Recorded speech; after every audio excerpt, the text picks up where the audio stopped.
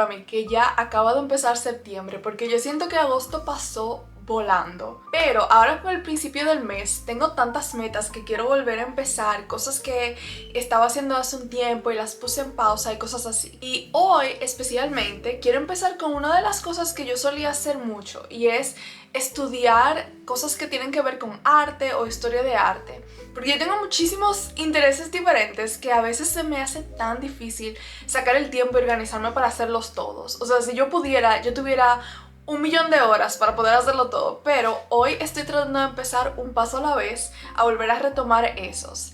Y especialmente son los videos que yo hacía de Study With Me o Estudia Conmigo, así que hoy es oficialmente mi de vuelta a eso. Y como yo había dicho ya en un video anterior, estoy haciendo lo que es ahora el currículum personal, que es un trend que vi en TikTok, pero es algo que yo había hecho desde hace mucho tiempo y simplemente se me había hecho difícil seguir el pie de todos los planes que yo hice. Así que hoy voy a empezar con mi tema de historia de arte, y es el simbolismo.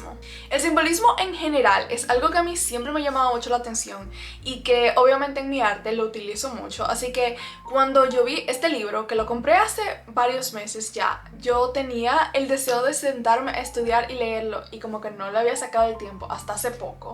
Y había hecho un par de párrafos aquí y allí de lo que yo había estudiado, pero hoy me senté y terminé el libro y tomé todas esas notas que hoy quiero compartir contigo.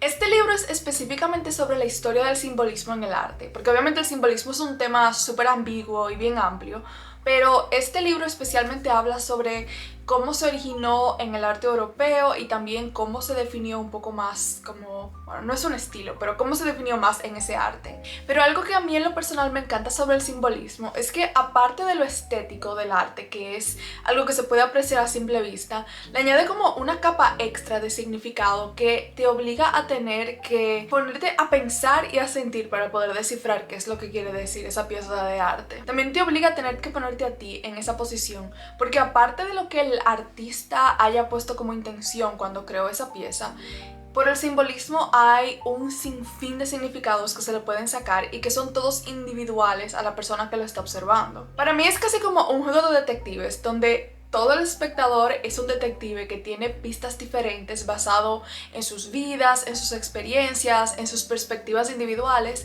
y que al ver esa pintura todos pueden sacar su propia conclusión de qué es lo que quiere decir, qué significado tiene. Y en este caso todas son correctas, porque al final del día ese es el punto del arte, que si te hace pensar o sentir algo, entonces ya hizo su función. Y por eso es que a mí me encanta tanto usar simbolismo mucho en mi arte, pero también porque decidí hoy empezar esta nueva faceta de mi Estudia Conmigo en mis videos con este tema. Así que aquí te voy a compartir algunas de las notas sobre este libro en particular. Primero quiero empezar con una cita que está en este libro que me encantó. Dice que el simbolismo es un refugio estético de quien desespera por la trivialidad del mundo y describe universos fantásticos de aromas y colores. El simbolismo se convirtió en un sinónimo de exploración del alma interno a mediados del siglo XIX y XX en Europa, ya que desde el siglo XVI y Copérnico el ser humano ya no se consideraba el centro del universo, así que se consideró como un intento para llenar ese vacío intelectual y espiritual y de tratar de salvar el humanismo en el occidente. Pero cabe destacar que el simbolismo no es un estilo, sino una posición intelectual que logra compartir ese mensaje mediante simbolismo en la pintura, pero también es intencionalmente enigmático porque así hace que el espectador tenga que ponerse en la posición de buscar profundamente dentro de sí mismo para poder entender qué es lo que está tratando de comunicar esa pieza. Y yo siento que esta cita del pintor alemán Caspar Friedrich lo resume de una manera perfecta. Dice, el pintor no solo tiene que pintar lo que ve delante de sí, sino también lo que ve dentro de sí. Si no ve nada dentro de sí, debe dejar también de pintar lo que ve delante de sí. Una de las pinturas que me llamó mucho la atención dentro de este libro se llama El sueño y es de Pierre Puvis de Chavannes. Esta obra muestra a un hombre con un bolso sentado en el suelo y tres mujeres que vienen volando hacia él. Una de ellas tiene rosas que simbolizan el amor, otra tiene una corona de laurel que simboliza la gloria y una tercera dejando caer monedas que simbolizan fortuna. Esas figuras y lo que ellas representan se usan frecuentemente en la literatura para referirse a los deseos mundanales. Además que el sueño como simbolismo se utilizaba mucho en el arte para demostrar lo que las personas de verdad sentían en el interior. Además también cabe destacar la influencia política que estaba en el arte de Puvis, ya que fue durante el reinado de Napoleón III que también definió mucho del arte de esa época debido a las guerras. Así que en esta pintura él mostraba conceptos que se consideraban ideales para el hombre, o más específicamente para el hombre francés. Pero también puede que le esté haciendo referencia a la idea de Platón de que el hombre se divide en tres partes: el amor a la razón o conocimiento, el amor de placer y el amor del honor. Él decía que cuando estas tres están en balance, el hombre puede ser bueno, pero cuando no están en balance, la falta de uno va a hacer que las demás se descontrolen. Y esas son algunas de las notas que puedo sacar de esta pintura solamente, lo que es una de las muchas razones por las que el simbolismo me llama tanto la atención, de que mediante él se puede conocer elementos de la historia, elementos personales del artista, pero también poder reflejar sobre la experiencia personal de uno al tratar de descifrar qué es lo que yo veo en esa pintura, aparte de todos los hechos que ya tú conoces. También al estudiar la historia del simbolismo clásico, hay tres temas especiales que siempre salen a relucir. Una son las leyendas y cuentos clásicos, otros son los paisajes y están también los retratos, que obviamente son mis favoritos. Y una de las maneras en que un retrato se puede usar de una manera simbolista es cuando el artista utiliza ese para poder mostrar cosas personales e interiores de esa persona mediante el rostro solamente. Por ejemplo, Dante Gabriel Rossetti decía que los ojos son el espejo del alma nostálgica y melancólica.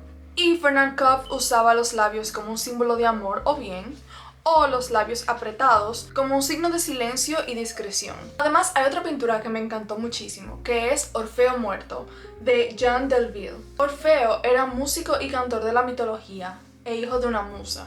Él fue quien consiguió que el Hades, mediante su música, permitiera que su esposa se librara, pero su historia era trágica y finalizó siendo matado por tres mujeres. Su cabeza y su lira fueron llevados por un río al mar y luego fue llevado al cielo por musas, donde ahí se convirtió en la constelación. Y una última pintura que quiero compartir que también me encantó es El espíritu de la cumbre, de Lord Frederick Leighton. Aquí una heroína aparece sentada en una cumbre de una montaña que está cubierta de nieve y está mirando el cielo oscuro que está lleno de estrellas que contrastan con su luz.